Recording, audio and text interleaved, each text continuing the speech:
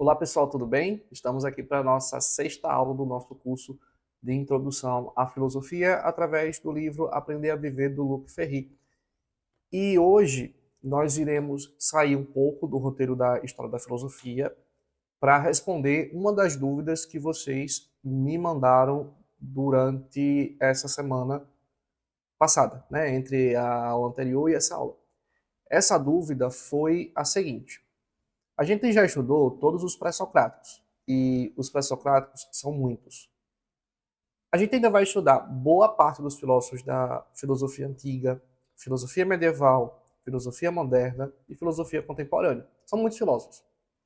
Como é que a gente lembra de tanta gente e de tanta ideia diferente, de tanto conceito diferente? Como é que eu posso lembrar de tanta gente se agora que eu acabei de ver os pré-socráticos, eu já estou esquecendo deles? Eu não cheguei nem ainda na filosofia helenística e já estou esquecendo dos filósofos que a gente trabalhou em 3, 4 aulas. E aí, como é que eu faço? Com base nessa dúvida, eu fiz essa aula que seria sobre Sócrates, né? A gente sairia lá dos sofistas para trabalhar com Sócrates, dando essa virada na filosofia, mas iremos trabalhar sim essa pergunta de como estudar filosofia, embora também, indiretamente, a gente já vai começar a trabalhar sobre Sócrates, descrevendo qual seria a atitude que nós chamamos como a atitude socrática. Então, hoje a gente vai estudar sobre como é que a gente pode, de fato, estudar filosofia, tá? E também iremos ver sobre a atitude socrática, sobre as 3 dimensões da filosofia, a saber, teoria, ética e salvação, como é que é filosofia hoje, como é que é filosofar nos dias de hoje, quais são as grandes áreas da filosofia, não vamos tratar de todas, vamos tratar só de algumas, quais são as abordagens que nós encontramos de filosofia, até mesmo para saber quando nós formos estudar ou comprar um livro, e algumas orientações práticas para o estudo da filosofia. Esses serão os temas que serão trabalhados no dia de hoje. E uma coisa que a gente precisa ter em mente é que filosofia não é um catálogo de nomes. Não é como se você tivesse que lembrar todos os nomes, todas as biografias, tudo o que eles fizeram, todos os seus conceitos. Filosofia não é decoreba. Não se trata de aprender biografias isoladas, decorar datas sem contexto, memorizar opiniões soltas, tá? Não é dessa forma que a gente deve abordar o estudo da filosofia. A gente deve abordar de modo a compreender o diálogo contínuo entre os filósofos, até mesmo porque cada filósofo tem sua ideia, tem seu conceito central, os seus conceitos centrais, e vai estar conversando com todos os que vieram antes ou quem está ali contemporaneamente junto a ele. Também precisamos aprender quais são as perguntas que eles respondem, quais são essas respostas que cada filósofo responde. Assim como também nós podemos não somente ver sob o ponto de vista de cada filósofo, como também sob o ponto de vista de cada problema filosófico ou de cada família de ideias. Tá? Já eu adianto, já eu falo para vocês o que seria esses problemas filosóficos, o que seria essas famílias de ideias. Então, tem uma citação aqui do material que eu acho bem pertinente, que é: não lembramos de um filósofo porque ele é importante historicamente, mas porque ele nos obrigou a pensar diferente. Aquilo que transforma permanece. Então, não é que necessariamente todos os filósofos vão ser importantes historicamente por conta da biografia deles, mas exatamente a filosofia deles, o sistema filosófico deles, tem uma importância tanto na história do Ocidente quanto na história do pensamento ocidental. Esse sistema que ele criou pode ser a raiz de pressupostos que hoje você tem e que nunca imaginou que a raiz seria aquela bem lá atrás. A gente falou agora sobre os problemas filosóficos, que a gente deve, muito mais do que se preocupar com a biografia do filósofo, a gente deve entender quais são os problemas que cada filósofo responde. E é interessante a gente falar de problema filosófico porque a gente pode confundir com um problema científico. Problema científico a gente resolve através de observação, da experimentação, ou problema matemático também, que a gente busca a solução exata por meio das operações matemáticas, mas os problemas filosóficos, eles são resolvidos de modo conceitual, de modo argumentativo, de modo crítico. Os problemas filosóficos vão questionar os fundamentos da realidade, vão questionar a realidade, vão questionar os pressupostos daquilo que geralmente a gente aceita sem refletir e que muitas vezes a gente está inconsciente disso. Então, para resolver um problema filosófico, a gente não utiliza apenas dados empíricos, embora a gente possa utilizá-lo sim, tá? A gente utiliza principalmente a análise lógica, a argumentação, a revisão dos nossos sistemas de pensamentos. Inclusive, muitos problemas filosóficos não têm resposta única, tá? Muitos dos problemas filosóficos ainda sequer têm uma resposta definitiva. Existem várias respostas com bons argumentos para cada uma delas, assim como com problemas para cada uma delas. Elas respondem algumas coisas, mas não respondem outras coisas. Então, é muito comum a gente encontrar um determinado problema filosófico que ainda está em discussão. Por exemplo, o que é o livre-arbítrio? Temos livre-arbítrio? É um problema que tem uma boa idade, né? Milhares de anos já que a gente discute essa questão do livre-arbítrio, e não tem uma resposta ainda definitiva, né? Uma resposta que, de fato, a gente possa dizer que há um consenso, que a resposta é definitivamente aquela. Tá? Pode ser que você se convença de uma dessas respostas. Pode ser que você se convença. Mas isso não significa dizer que você vai convencer todo mundo. Tá? Que realmente, logicamente, ela não tem furos, não tem falhas. E outra forma de a gente olhar para a filosofia é através das famílias filosóficas, que são agrupamentos de filósofos com base em afinidades temáticas, com base em metodologias, com base em preocupações fundamentais. Então, a gente pode abordar os filósofos tanto por meio dos problemas que eles respondem, como também dessas famílias filosóficas em que eles se inserem. Então, por exemplo, ao invés de eu estudar filósofo por filósofo, tá, entender a biografia de cada filósofo e coisa assim, eu posso tentar estudar, por exemplo, sobre o livre-arbítrio. E aí eu vou pegar todos os filósofos que trabalharam a questão do livre-arbítrio e verificar como é que anda essa argumentação desde o início até chegar nos dias de hoje. Ou pegar uma família de estudo, por exemplo, a ontologia, que são os estudos sobre o ser, a metafísica, os estudos sobre a realidade, a ética, os estudos sobre a conduta entre nós, né, sobre a conduta humana. E aí, essa categorização facilita a gente perceber que filósofos muito distantes podem estar muito próximos de outros que historicamente não seria tão próximo, por conta que pertencem à mesma família, por conta que estão respondendo o mesmo problema, tá? Tem, por exemplo, a gente sempre aborda Heráclito e Parmênides juntos, né? Ou muito próximos um do outro, até porque eles são contemporâneos, ok? Mas eles nunca se confrontaram. Mas a gente faz esse confronto de ideias porque eles estão se referindo à metafísica, né? Ou à ontologia. E aí, quando a gente aborda a filosofia não somente nesse eixo histórico, mas também tentando responder os problemas, também tentando responder em que família esses filósofos estão inseridos, ou aquela ideia está inserida, afinal, tem filósofos que trabalham em mais de uma família filosófica, a gente tem uma visão muito mais panorâmica, uma visão muito mais geral da filosofia. E, antes de mais nada, é preciso que a gente desenvolva uma atitude que é conhecida como a atitude socrática, tá? Que é conhecida como atitude socrática. Então, assim, antes de passar para a atitude socrática, é importante que vocês tenham em mente que filosofia não é catálogo de autores. Não é simplesmente vocês ficarem pensando no arsenal, vamos dizer assim, de autores da filosofia e o que cada um falou. Mas filosofia precisa ser vista como algo que você compreende, com algo que você estuda, com algo que você aprende, que dialoga com sua vida.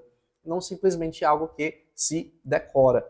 E para que a gente faça isso, a história da filosofia ela é muito importante. Ela acaba sendo uma introdução, tá? A gente, de fato, na maioria das vezes, estuda a história para se situar, mas a gente, quando vai aprofundar, a gente vai aprofundando justamente visualizando essas áreas da filosofia, esses problemas que vão sendo resolvidos. Então, quando a gente está, de todo modo, estudando filosofia, mesmo que historicamente, né, onde a gente está buscando compreender quem responde a quem, em qual época está inserido, quais problemas estão ali reaparecendo sob novas formas, como a ideia se transforma ao longo do tempo, a gente também estuda de modo bem lento até, né, porque a gente não lê filosofia igual lê um livro de ficção que a gente se diverte.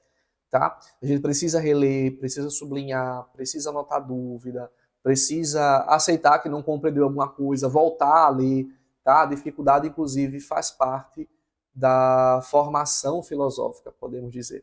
E a atitude que a gente precisa ter em relação a esse processo de filosofar é uma atitude que é descrita como uma atitude socrática. O Sócrates dá uma virada na filosofia, tá? Ele aborda a filosofia de modo muito diferente daqueles que a gente considera como pré-socráticos. E a gente lembra daquela frase que é atribuída a Sócrates, né, o só sei que nada sei. A gente lembra dessa frase como o que vai constituir essa atitude filosófica.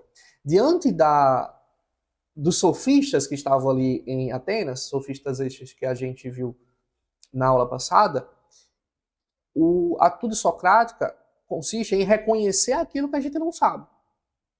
Porque somente quando a gente reconhece que não sabe alguma coisa, que a gente pode partir em busca da verdade, em busca daquilo que a gente não sabe.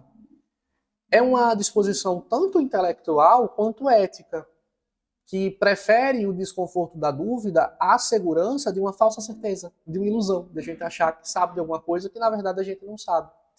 A gente se direciona à resposta de modo crítico, de modo profundo, de modo buscando clareza, buscando argumentar sobre, para que a gente transforme esse não saber numa abertura para, de fato, a gente buscar este saber. E nessa atitude socrática, existe uma coisinha chamada exetasis, ou o exame que é feito. O Sócrates não vai oferecer para nós um sistema filosófico acabado. Ele vai nos oferecer uma atitude filosófica, uma atitude que consiste no exame de si e dos outros. Tá? Inclusive, quando a gente fala só sei que nada sei, a gente distingue do estado da ignorância, que é o não saber, do estado da ilusão de saber, que é quando a gente pensa que sabe o que não sabe. Tá? A atitude socrática busca a humildade da gente saber que não sabe alguma coisa, ou saber que não sabe muita coisa, inclusive. E combate a questão da ilusão de que a gente sabe o que, de fato, a gente não sabe. Então, a gente aceita o não saber, a gente aceita a nossa ignorância, fica desconfortável, porque a gente acaba descobrindo que a gente não sabe daquilo que a gente pensava saber, e aí, agora que a gente tem essa abertura, a gente busca aquela resposta. A gente busca aquilo que a gente não sabe, tá? E, inclusive, tanto essa atitude pode ser por meio da conversa, por meio do diálogo, quanto por meio da escrita.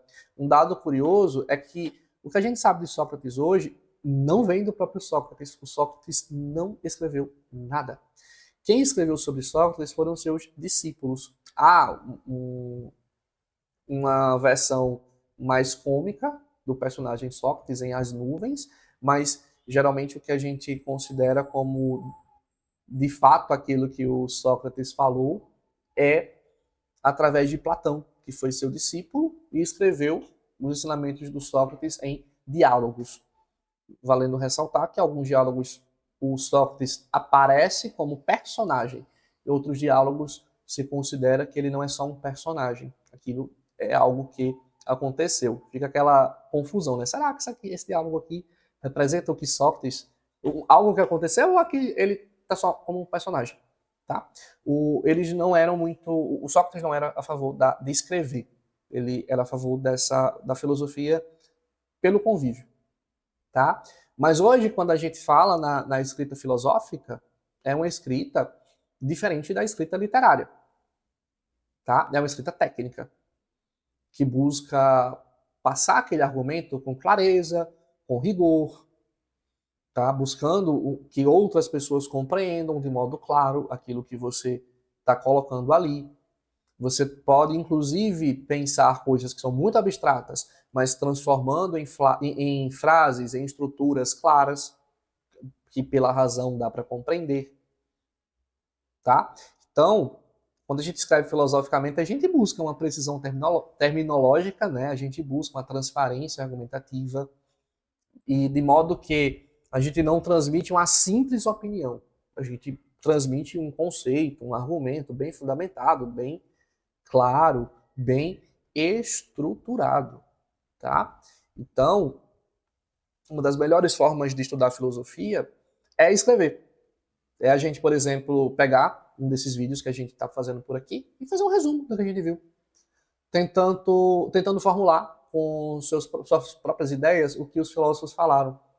E aí depois você vê de novo o vídeo, compara aquilo que você escreveu com aquilo que está lá no vídeo.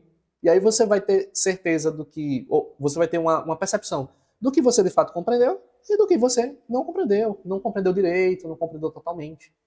A gente também pode fazer resumos, esquemas, pequenos textos, mapas mentais, flashcards, enfim. Essa escrita vai ajudar bastante no processo de estudo da filosofia.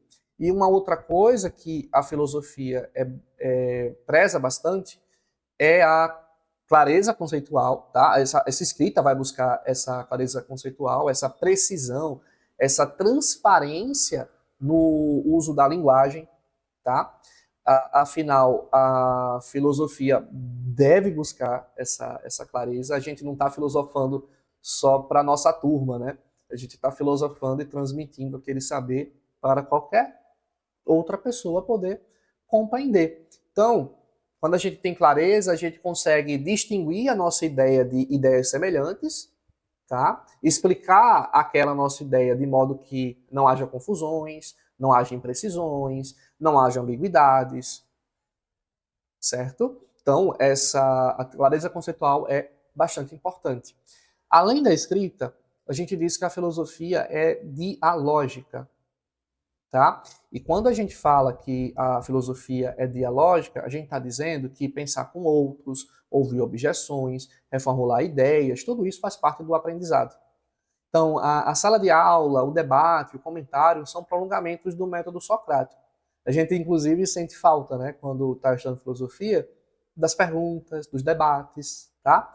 É uma dimensão que exige a abertura para o contraditório, porque filosofia não é um monólogo onde alguém está passando, depositando verdades e você está recebendo essas verdades passivamente e sem refletir, tá? Você pode, inclusive, contra-argumentar, né? Você pode, inclusive, dizer que aquilo ali não é bem assim, certo?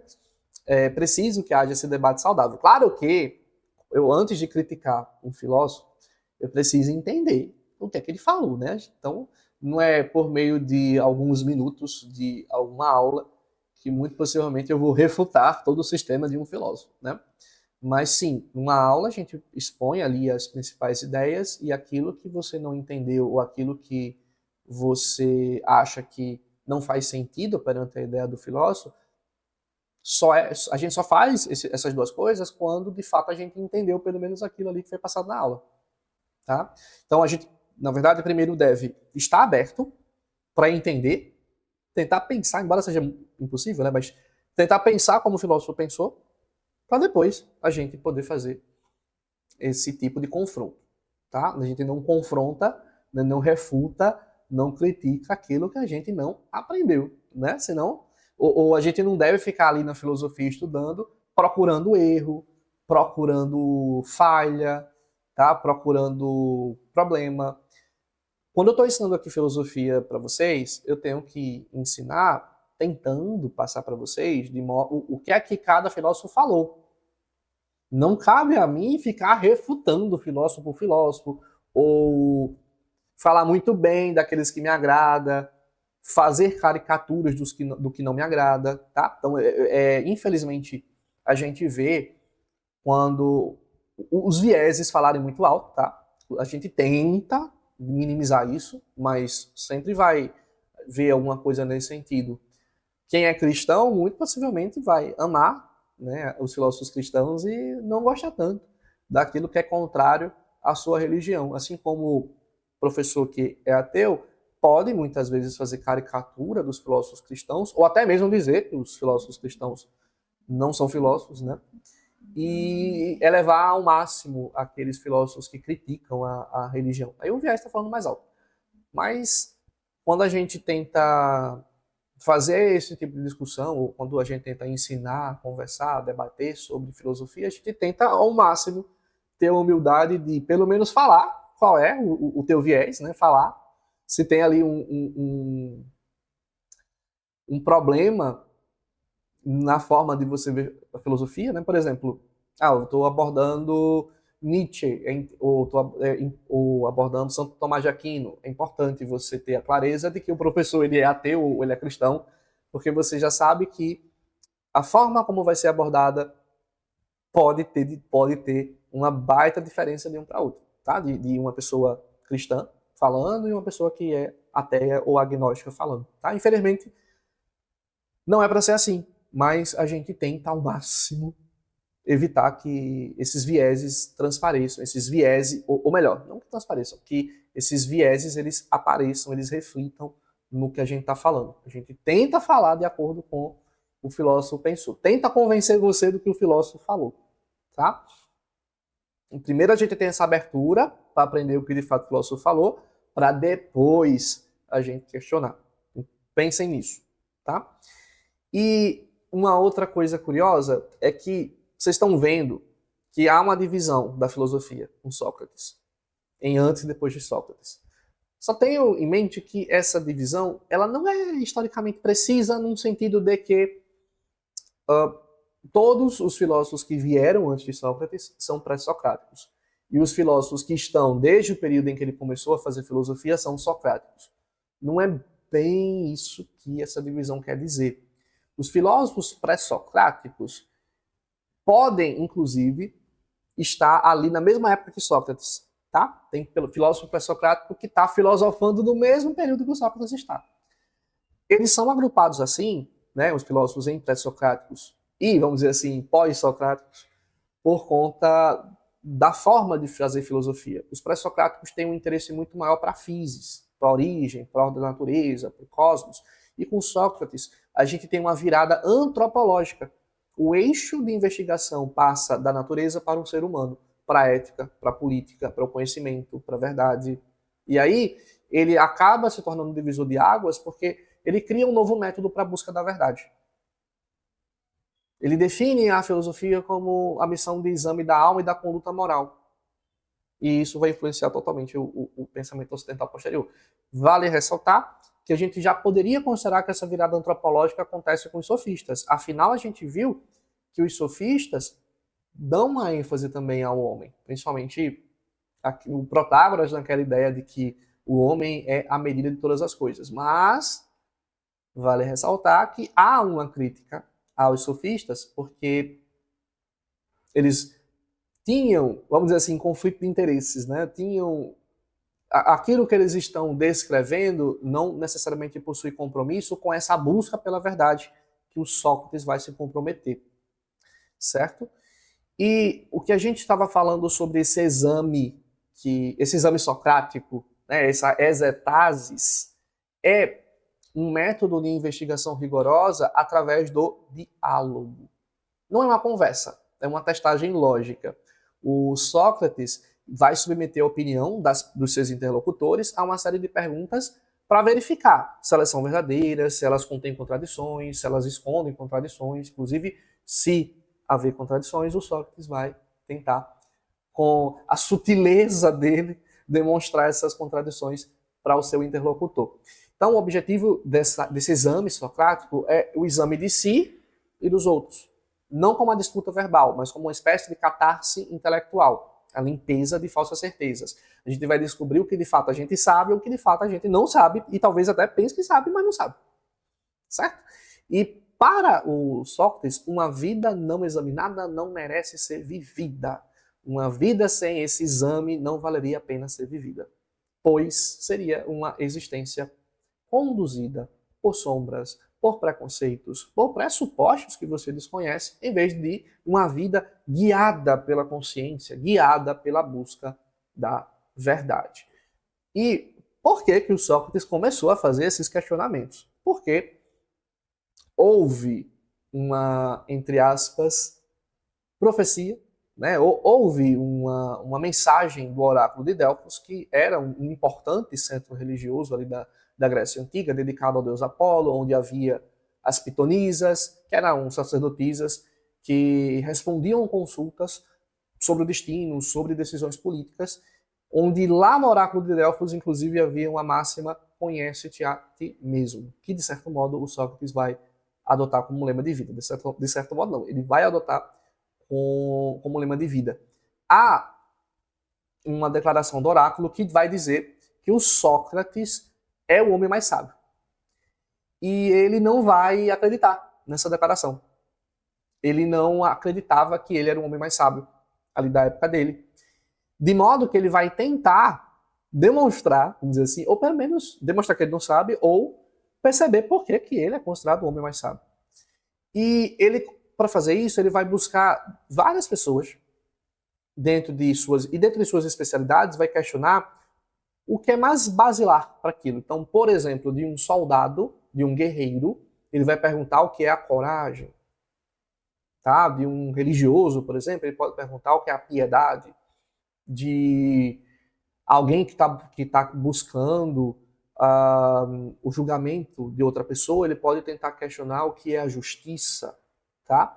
E essa tentativa de decifrar o enigma vai levar o Sócrates a fazer esse tipo de exame com as outras pessoas. E aí ele vai descobrir que a superioridade dele não se dá perante a posse de informações. Ele não é a pessoa mais sábia por conta do que ele sabia, mas é por conta da modéstia intelectual. É por ele reconhecer a própria ignorância. É por ele reconhecer que não sabia. Enquanto ele percebia, ele sabia o que não sabia, vamos dizer assim, as pessoas que ele interrogava acreditavam saber o que não sabiam. Tá?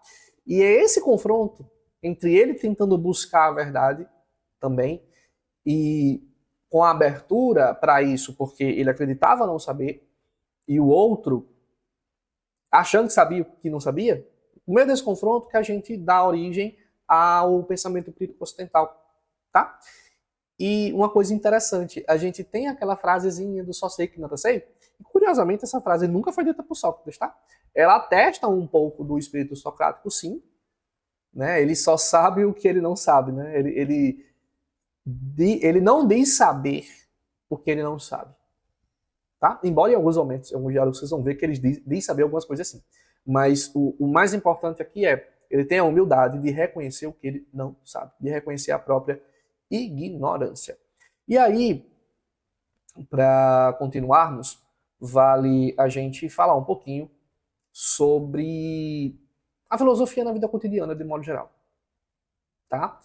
Porque a prática filosófica inaugurada por Sócrates não nasce fora da vida cotidiana. Ela emerge dentro dessa vida cotidiana, a partir dos pressupostos silenciosos que orientam as nossas ações, os nossos juízos e as nossas escolhas.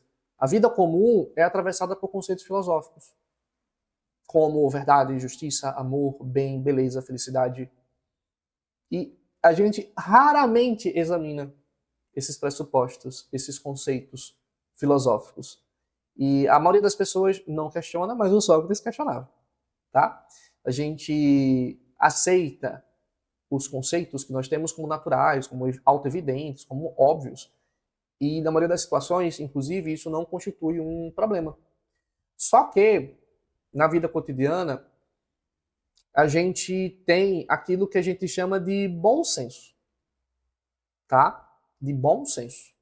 A gente não precisa refletir sempre sobre o significado do que é justiça para respeitar as regras básicas, as leis, vamos dizer assim. Nem elaborar uma teoria sobre o conhecimento e sobre a verdade para que a gente possa se comunicar com as outras pessoas. A gente não precisa fazer isso. Esse saber prático, imediato, funcional, a gente chama de bom senso. Permite que a vida flua, que as relações aconteçam, que as decisões sejam tomadas sem uma paralisia desnecessária, tá? O bom senso, inclusive, ele não é inimigo da filosofia. É uma condição prática da existência. É um conjunto de saberes práticos e intuitivos que orientam as nossas ações. Tá? A filosofia busca, sim, os fundamentos últimos e a clareza conceitual rigorosa. Mas o bom senso, ele não faz isso focando na eficácia e na funcionalidade. É a capacidade de agir com razoabilidade e equilíbrio diante de situações comuns, baseando-se na, entre aspas, lógica da vida, que não exige essa teorização constante. Então, o bom senso acaba sendo um ponto de partida necessário, pois fornece um ponto de apoio, uma base de estabilidade sobre a qual a gente pode refletir criticamente. Ele é insuficiente para a investigação da verdade em si, tá? Mas no mundo social, no mundo que a gente vive, ele é fundamental para que a gente possa viver, né? Para que a gente possa tomar decisões imediatas. E que não vai fazer toda uma tese filosófica para poder fazer uma simples escolha. A gente usa aquilo que a gente chama de bom senso. Mas tem uma outra coisa na vida cotidiana que a gente chama de senso comum. E o senso comum se difere do bom senso porque ele tem uma natureza acrítica, ele tem uma natureza fragmentada. Enquanto o bom senso é uma faculdade prática de julgamento que nos ajuda a agir razoavelmente, o senso comum é um conjunto de opiniões, de crenças, de preconceitos, inclusive, absorvidos pelo meio social no qual a gente está inserido. Então, ele naturaliza a verdade. É aquela ideia de que as coisas são como são porque sempre foram assim. Tá? E ele é composto de verdades que a gente que teoricamente são consideradas prontas, inquestionáveis, mas ao mesmo tempo, quando a gente investiga, está cheio de contradições, de estereótipos, de preconceitos que inclusive são base para que injustiças possam ser cometidas. Então, a filosofia, ela acaba sendo um esforço para romper essa espécie de verdades que a gente acredita, sem questionar, tá? De modo que aquilo que a gente considera como comum é questionado, é tentado se buscar ali uma explicação. Então, essa postura pré-reflexiva do senso comum pode se tornar problemática, principalmente quando a gente seguia por sempre foi assim e assim sendo, havendo essa ausência de reflexão, a gente naturaliza coisas sem exame algum, por meio disso podem surgir sim estereótipos, preconceitos e injustiças, tá? Que são feitas porque sempre foi assim, porque é natural que seja assim, mas na verdade não. Não é natural que seja assim. Sim, sempre foi assim, mas será que se é somente porque algo sempre foi assim, esse algo se torna uma verdade, algo que não pode ser questionado? Então, o Sócrates vai quebrar esse fluxo. Ele não vai negar o valor do bom senso, tá? Mas vai questionar o excesso de confiança no senso comum. Então, o filosofar é também perguntar aquilo que todo mundo acha que sabe. Acha que, inclusive, é fácil, né? Que já está resolvido, porque sempre foi assim. Então a gente suspende o óbvio, coloca entre parênteses os costumes, os usos e costumes, e interroga aquilo que aparentemente a gente acha que é natural. A gente não está destruindo a vida cotidiana, a gente está desvelando, buscando os pressupostos, buscando verificar se aquilo que sempre foi feito, de fato, é algo válido, é algo fundamentado, é algo lógico. Então, quando a gente questiona o senso comum, que inclusive geralmente a gente questiona esse senso, a gente não, ou melhor, geralmente a gente não questiona senso comum algum, mas questionar o senso comum é necessário, principalmente porque essas verdades do senso comum geram exclusão, geram injustiças, geram estagnação. Por exemplo, o senso comum já considerou natural que mulheres não votassem, tá? Que certas raças são superiores a outras. Do mesmo modo, o bom senso, embora a gente está falando muito bem dele aqui, ele pode falhar por ser excessivamente pragmático. Então, em uma crise ética de uma empresa, por exemplo, o bom senso pode sugerir: mantenha o silêncio, não avisa que aquela crise está acontecendo para evitar mais problemas ainda. Então, isso é uma solução funcional imediata. Só que a filosofia vai pegar essa posição, vai questionar essa posição, manter o silêncio para evitar problemas, e perguntar se essa omissão não fere princípios éticos. Tá? A gente também usa o bom senso, de certo modo, para usar o celular com eficiência. Tá? Para usar o celular o tempo todo, né? Usar o celular naquilo que ele pode fazer. Só que aí a filosofia pergunta: será que realmente a gente precisa estar conectado o tempo todo? Será que realmente a gente precisa sempre recorrer ao celular? Sempre recorrer a algum aplicativo que tem ali na palma da mão? Tá? Então a gente também pode utilizar a filosofia para questionar o bom senso também. Né? Essas decisões práticas não funcionais. Ou melhor, práticas e funcionais. Mas, fundamentalmente, o questionamento do senso comum ele é o mais importante aqui. Tá? As coisas minimamente funcionam pelo bom senso, apelando-se para esse bom senso. Tá? Mas apelando-se para o senso comum, muita coisa errada acaba acontecendo. Então, também a gente não pode reduzir toda postura pré-reflexiva à ignorância ou ingenuidade. As situações em que não questionar é adequado, é funcional, é necessário sim, mas a vida exige ação, decisão, espontaneidade.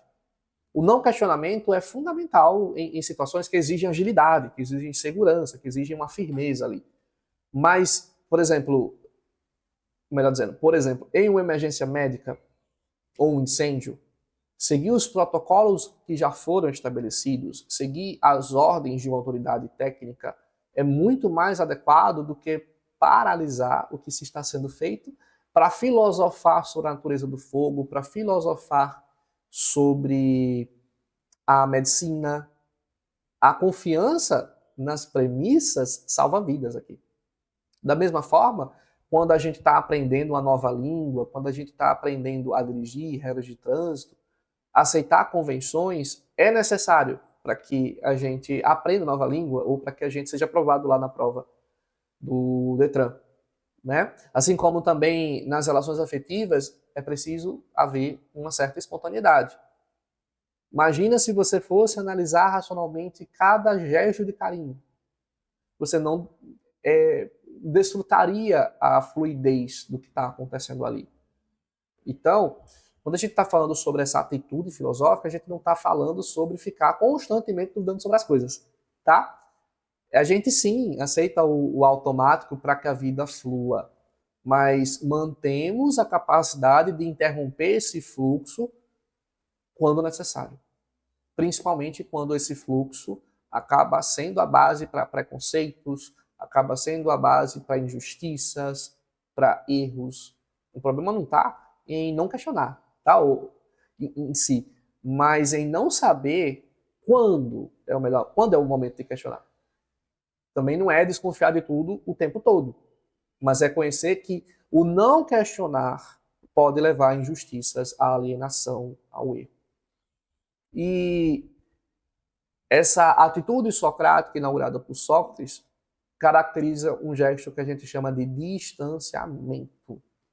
Esse distanciamento não é fugir do mundo, nem recusar a vida, mas não confundir-se inteiramente com o fluxo da experiência cotidiana. Enquanto o bom senso vai operar ali nas situações particulares e o senso comum se apoia no que sempre foi assim, a filosofia cria um intervalo reflexivo. Ela vai suspender o automatismo para interrogar aquilo que aparece implícito. Então, esse distanciamento filosófico é a capacidade de recuar diante da imediatez dos fatos para observá-los com objetividade. Imagina a diferença de você estar no meio de uma multidão em protesto e observar essa mesma multidão do alto de um prédio. No primeiro caso, você pode ser, inclusive, levado pelas emoções do fluxo, porque você está ali no meio da confusão. Já no segundo, você percebe a direção, padrões, sentido, porque você está olhando de modo afastado. Esse recuo que a filosofia pede não é uma indiferença, mas a criação de um espaço para você poder utilizar adequadamente a sua razão. A não se deixar absorver por opiniões, por hábitos, pelo sempre foi assim, você ganha a capacidade de perguntar o porquê sempre foi assim, por que a gente age assim, é correto agir assim? É esse intervalo que garante que a gente possa refletir sobre o que de fato é preciso refletir, sobre os nossos pressupostos, sobre aquilo que a gente considera como natural, de modo que a gente evite aqueles erros, alienações, injustiças que podem acontecer quando a gente não questiona, tá? Então, a gente rompe o automatismo por meio desse distanciamento. O senso comum, né, é aquele automático, o não examinado, o sempre foi assim. O bom senso é aquele funcional, aquele saber intuitivo e prático necessário para que a gente possa conviver, né, agir na vida cotidiana. E a atitude filosófica suspende o óbvio por meio desse distanciamento. A gente não deixa de viver, obviamente, não fica parando para perguntar tudo o que está acontecendo, tem um momento de fazer isso, mas a gente, quando vai fazer esse distanciamento, dá um passo atrás para compreender aquilo que a gente está inserido, tá? Então, novamente, o bom senso orienta as ações humanas no dia a dia. O senso comum é diferente do bom senso por ser acrítico, por ser fragmentado, tá? Não é exatamente a mesma coisa que bom senso, né? Bom senso é aquilo que ajuda a gente a ser razoável no dia a dia. O senso comum é o conjunto de coisas que sempre foram assim. Sejam razoáveis ou não, sejam justificadas ou não, tá? E essa capacidade de dar alguns passos para trás para refletir sobre as nossas ações, sobre a realidade, sobre o que está à nossa volta, é o que a gente chama de distanciamento filosófico. Nesse distanciamento, a gente pode ter dois tipos de atitudes. Aquela atitude que a gente chama de atitude negativa e aquela atitude que a gente chama de atitude positiva. A atitude negativa é a atitude por meio da qual a gente desconfia dos saberes definitivos, desnaturaliza o que é normal por meio do distanciamento e desmonta certezas. Já a atitude positiva, depois dessa atitude negativa, depois dessa desconstrução, é a investigação com rigor e a substituição das opiniões por conhecimentos justificados. E por meio dessas duas atitudes, nós chegamos a conhecer o que são as coisas, e quando a gente fala do que são as coisas, nós estamos falando dos conceitos e da essência de cada coisa. A gente sabe por que as coisas são como são, tá? Ou seja, a gente investiga as causas e os sentidos das coisas, e também a gente busca saber como são as coisas, qual é a estrutura por trás das coisas, qual é a composição de cada coisa, tá? Então, a atitude filosófica negativa é a desconstrução dessas certezas imediatas. A gente chama de negativa porque a nossa primeira ação não é afirmar já de pronto uma nova verdade, mas negar a validade automática de tudo que é tido como óbvio. É o ato de dizer não à aceitação passiva do senso comum, aos preconceitos e injustiças que nós herdamos porque sempre foram assim. Essa atitude negativa, ela é produtiva porque recusa o simples é verdade porque sempre foi assim, os saberes superficiais, abrindo espaço para uma investigação rigorosa sobre a realidade. E ser negativo nesse sentido em filosofia é exercer a crítica para despoluir ali, né, o pensamento, desvelar aquilo que está por trás do que a gente considera como comum, permitindo que através da dúvida a gente consiga um conhecimento sólido e fundamentado. Já a atitude filosófica positiva é a reconstrução. Após a desconstrução, a gente reconstrói. A atitude negativa limpa o terreno, removendo preconceitos e ilusões. A positiva é a edificação de um conhecimento sólido em seu lugar. Aqui a gente busca uma verdade bem fundamentada, que resista aos questionamentos, ao ser construída. Por que ela resiste? Porque ela é construída através de métodos rigorosos, da argumentação lógica, da demonstração filosófica. Aqui a gente não está apenas duvidando, Afinal, filosofia não é só perguntar. A gente está formulando conceitos, princípios, sistemas, criando argumentos para oferecer uma compreensão profunda e coerente, para oferecer uma resposta, de fato, bem fundamentada. Até é curioso, né, que a gente vê muito falar que filosofia é sobre perguntas, mas o que mais tem em filosofia são respostas. Tem mais respostas do que perguntas, inclusive. Tá? E quando a gente faz essa atitude filosófica positiva, a gente encontra os conceitos, tá, em primeiro lugar, sendo os conceitos a resposta à pergunta o que algo é. Quando a gente pergunta o que algo é, vem logo uma imagem mental daquela coisa. Então, quando você pergunta, por exemplo, o que é um cachorro, vem logo na tua ideia, na tua cabeça uma visão de um cachorro, né? Quando você pergunta o que é uma bola, vem na tua cabeça, vem na tua mente a imagem de uma bola. Mas a gente, quando pergunta filosoficamente o que algo é, a gente está buscando a definição do que algo é, a essência do que algo é. Então, enquanto o senso comum lida com esta cadeira, a filosofia busca o conceito de cadeira. Quais são as características necessárias para que uma cadeira seja uma cadeira? Quais são as características necessárias para que a gente possa dizer que algo é uma cadeira? Quando a gente constrói um conceito, a gente identifica traços permanentes de uma ideia que a distingue de todas as outras, permitindo que o pensamento organize a realidade de modo muito mais lógico, coerente e estruturado. E outra coisa que a gente consegue através dessa atitude filosófica positiva é a causa das coisas. É o fundamento racional que explica o porquê de algo ser como é. Então, buscar a causa significa não se satisfazer com a mera observação dos fenômenos, mas investigar esses fenômenos, investigar a origem dos fenômenos, a razão de ser desses fenômenos, o princípio que sustenta esses fenômenos. A gente aqui agora não vai só aceitar os acontecimentos como fruto do acaso, como vontade divina, como sempre foi assim, sem questionar. A gente vai buscar uma inteligibilidade do real, através do nexo de causalidade.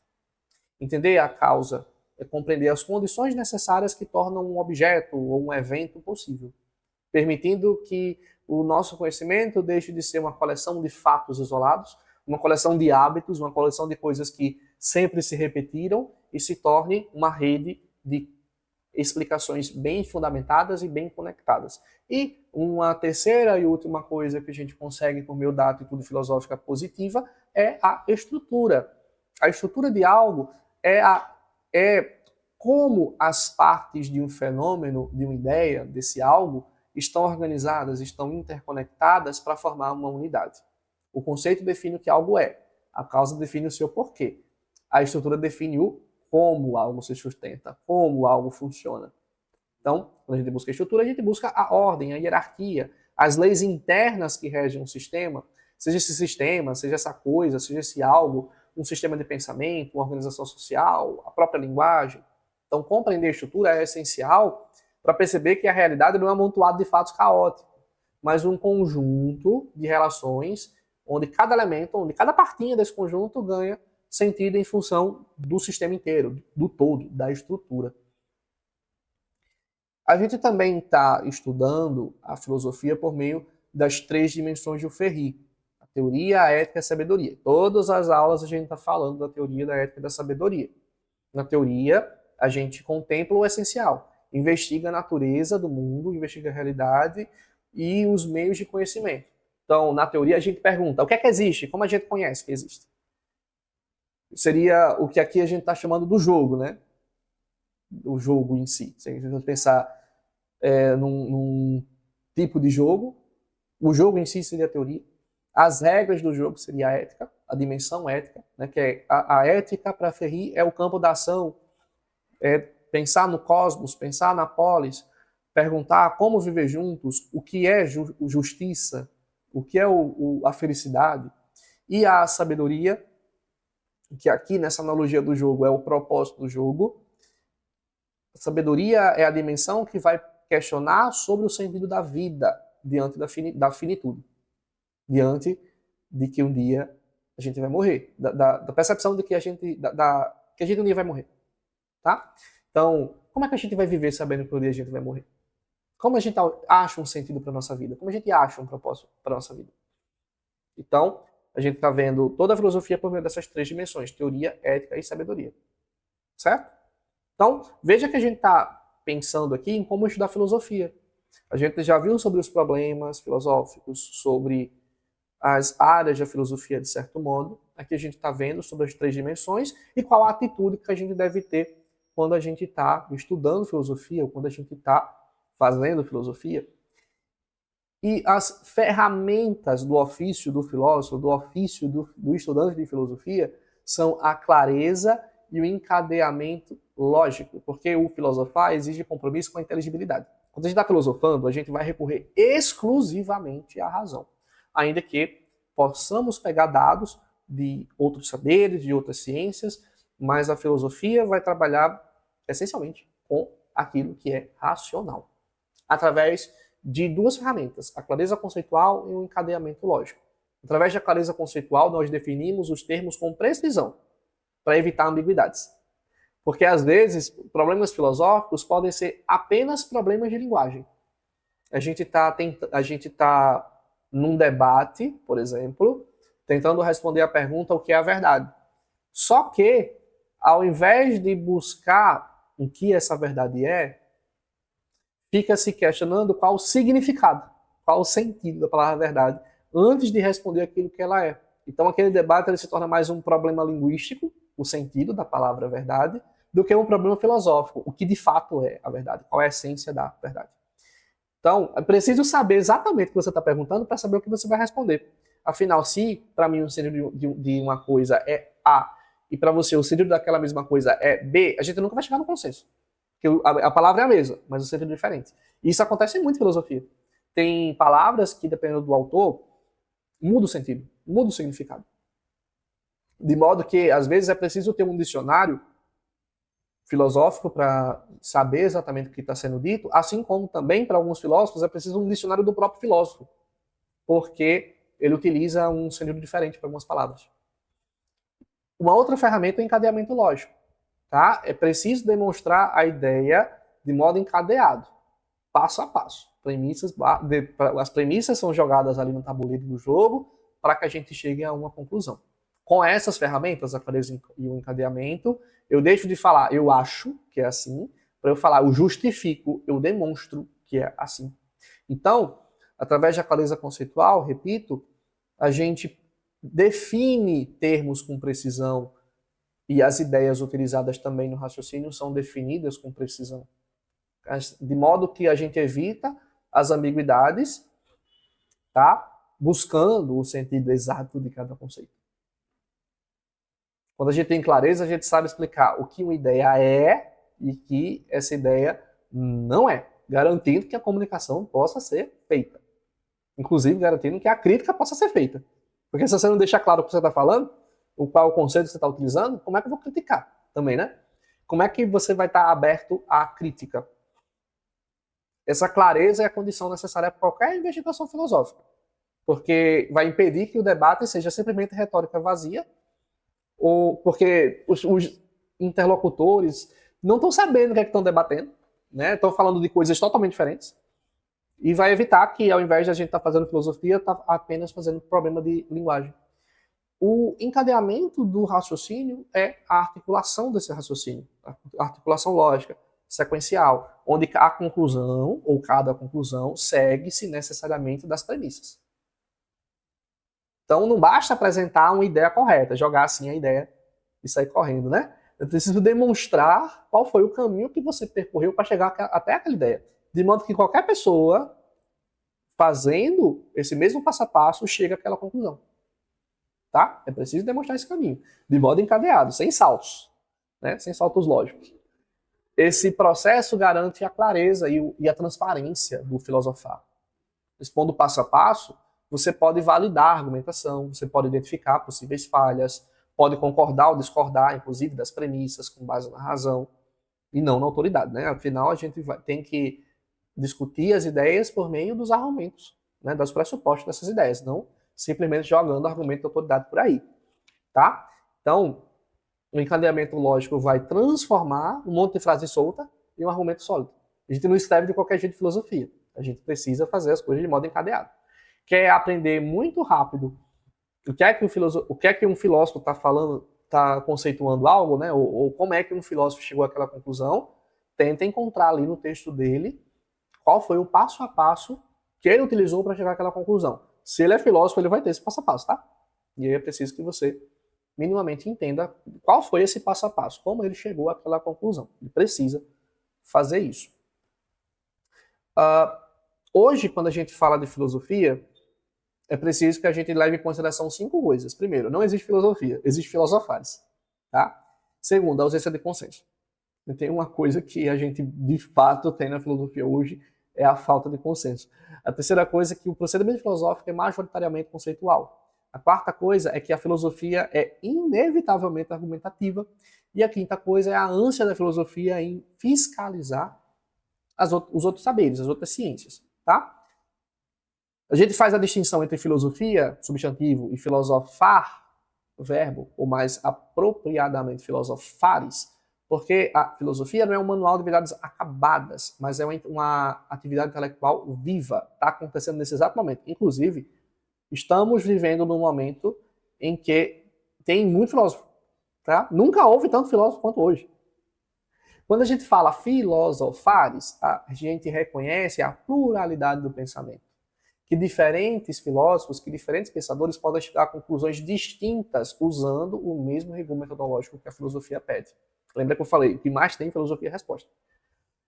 O substantivo, filosofia, costuma passar a falsa impressão de uma doutrina única, dogmática e acabada, prontinha ali. Já o verbo convida a gente a participar do processo que ainda está havendo. Como eu falei, tem muita pergunta que não tem uma resposta definitiva, não tem um consenso de qual resposta, de fato, a gente deve adotar. Então, quando a gente fala em filosofar, a gente leva o estudante a questionar, a argumentar, a revisar. A gente não está decorando o que o filósofo diz, falando frases bonitinhas dos filósofos, mas exercendo a própria filosofia, por meio desse filosofar, a partir do diálogo com as diferentes respostas que a tradição filosófica nos dá. Tanto no decorrer da história, quanto, inclusive, neste exato momento. A outra característica é a ausência de consenso. A ausência de consenso, inclusive, não deve ser confundida com falta de progresso ou de opiniões. A filosofia é um campo de desacordo. Enquanto as ciências empíricas buscam um consenso universal, baseado em evidências e em experimentos observáveis, a filosofia lida com problemas que sempre vão estar abertos à revisão. Não que a ciência não esteja, porque de fato a ciência também está aberta à revisão. A ciência, ela tem como um dos seus pressupostos a falseabilidade. Né? Se algo, a ciência precisa ser falseável, ela não pode ser uma verdade pronta e acabada. Mas a filosofia, ela leva isso a um nível além, de modo que nada na filosofia fica com o status de inquestionável. Você pode questionar, inclusive, o que é o significado de filosofia, o que é filosofar. Você pode questionar qualquer coisa. Tudo da filosofia pode ser questionado. Não tem axiomas, não tem verdades que a gente crê que são assim, pronto, acabou-se. E olha que na ciência a gente tem algumas coisas, algumas premissas, para que algumas bases para que o conhecimento científico ele possa acontecer. Existem algumas coisas nesse sentido. A filosofia não tem. Tudo pode ser questionado. Então, a gente não está buscando... Obviamente, claro que o filósofo vai querer achar uma verdade, né, um conhecimento que finaliza ali a discussão. Mas não é isso que geralmente acontece. Muitas vezes, ou o filósofo está respondendo de fato e querendo mostrar, né, rebater as críticas ao argumento que ele fez, como às vezes ele está simplesmente refutando uma resposta que deram que ele não concordou e que ele tem, de fato, uma razão para discordar. Não se discorda de qualquer jeito em filosofia. O debate filosófico é sofisticado. É através de confronto de argumentos. Posições fracas são eliminadas.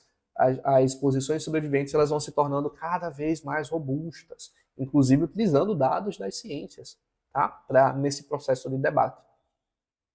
Essa falta de consenso vai garantir que a filosofia permaneça viva, por conta que ela nunca vai ser dogmática e forçando sempre a gente buscar melhores razões. E que não tem como dar uma discussão na filosofia como uma verdade totalmente acabada e que não pode ser mexida, tá?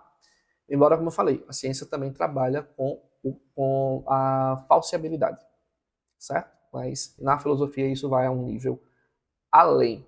Um terceiro ponto da filosofia hoje é o procedimento conceitual. Filosofia não é uma disciplina como as outras ciências, tá? A filosofia é uma disciplina racional, né? Uma disciplina teórica que utiliza a razão e não a experimentação sensorial. Enquanto as ciências empíricas testam suas hipóteses no mundo físico, através de observação, através de dados, a filosofia testa no laboratório do pensamento. Inclusive, o que mais tem em filosofia é experimento mental.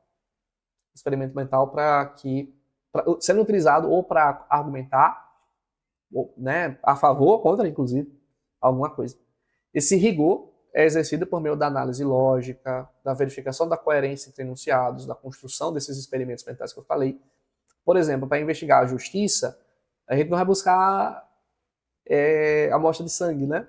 Vai buscar exames bioquímicos, mas vamos buscar a validade de argumentos que sustentam essa ideia. A gente pode sim utilizar casos que aconteceram na justiça, né, no direito, nos dias de hoje, podemos utilizar, mas eles vão entrar nessa discussão argumentativa. O rigor filosófico não reside na medição quantitativa, mas na capacidade argumentativa, na capacidade de distinguir conceitos, de evitar contradições, de justificar racionalmente as argumentações, né, as escolhas éticas, as escolhas teóricas. Outro pilar é o caráter argumentativo. Nenhuma ideia tem um valor por si mesma ou pela autoridade de quem a profere. Você precisa sustentar essa ideia, precisa de premissas que levem àquela conclusão. Precisa de boas razões que sustentam aquela conclusão. Você simplesmente não joga ali uma conclusão e pronto, acabou-se. A gente não está fazendo a retórica, né, dos sofistas que a gente falou da última aula, buscando persuadir a qualquer custo. A gente busca justificar racionalmente os nossos argumentos. Mesmo que hoje a gente critique a lógica tradicional, lembra que eu falei que de filosofia tudo se critica, né? Mesmo os correntes que criticam a lógica tradicional vão precisar utilizar argumentos para fundamentar suas críticas. De modo que a gente possa se dizer, a argumentação é o horizonte incontornável da disciplina filosófica. Ter uma atitude argumentativa significa aceitar que toda afirmação deve ser submetida ao exame alheio, estando aberta a ser reforçada, modificada, descartada, conforme a força das evidências apresentadas. Por fim, uma outra característica da filosofia hoje é o ímpeto por fiscalizar. A filosofia acaba tendo uma atividade de vigilância crítica sobre os pressupostos de todas as outras áreas do saber e da vida social. Não é igual um fiscal de trânsito, né, que a gente estava falando ainda há pouco num exemplo, ou um fiscal de tributação.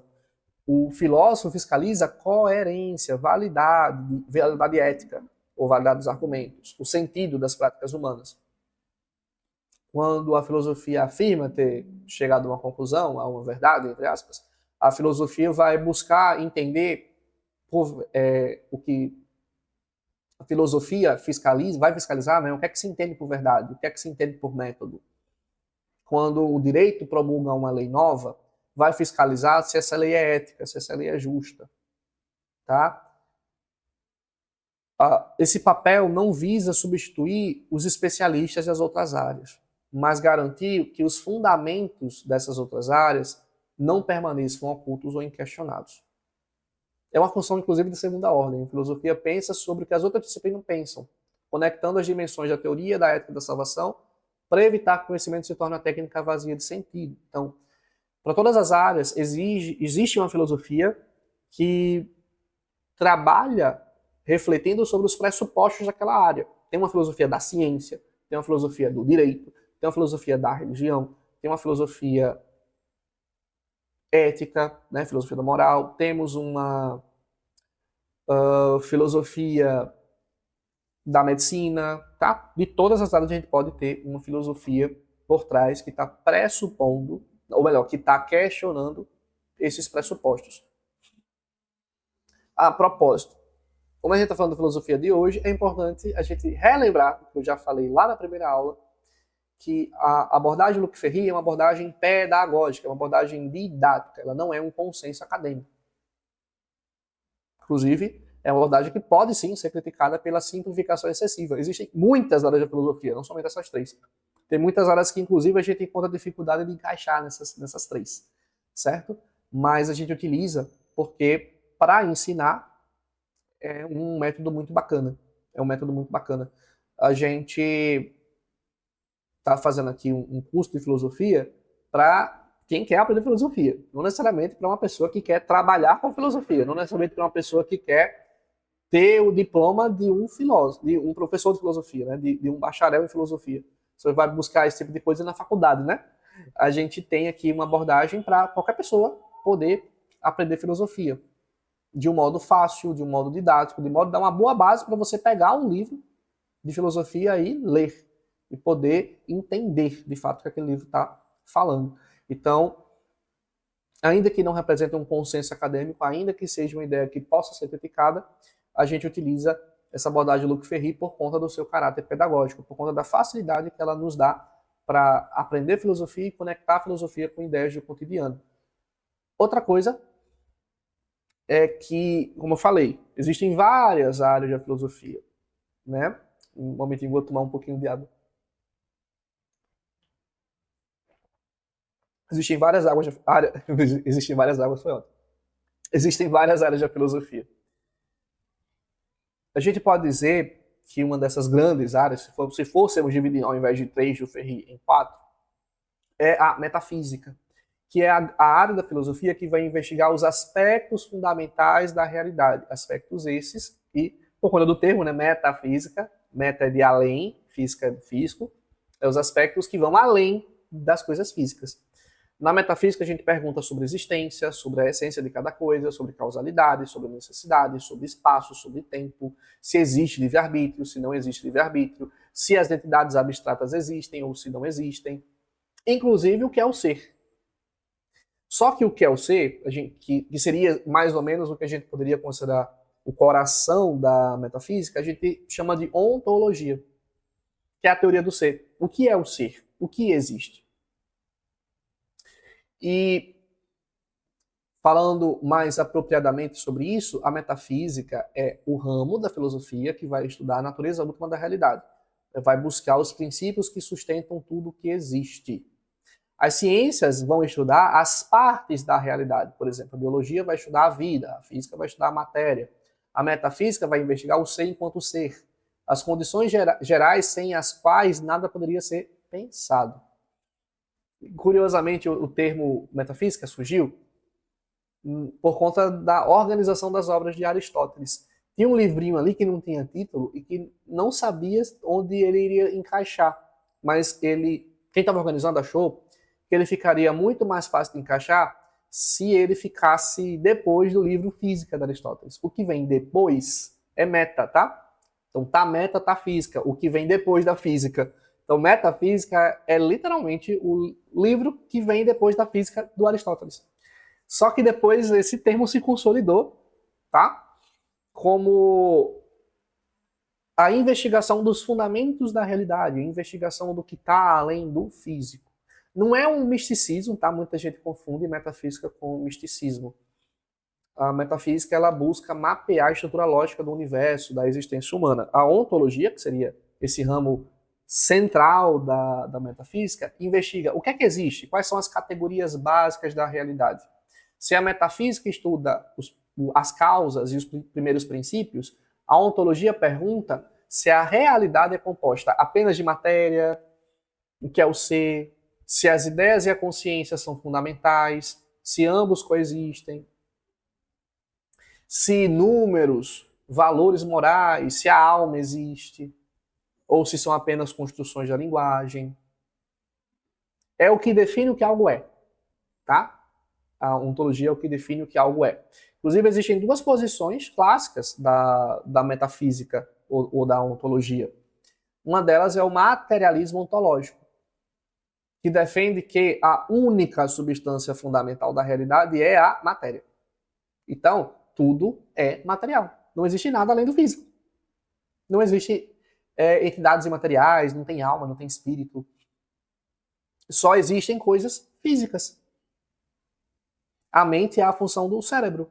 A realidade é totalmente explicada pelas ciências como a física, como a química, sem necessidade de causas transcendentais ou sobrenaturais.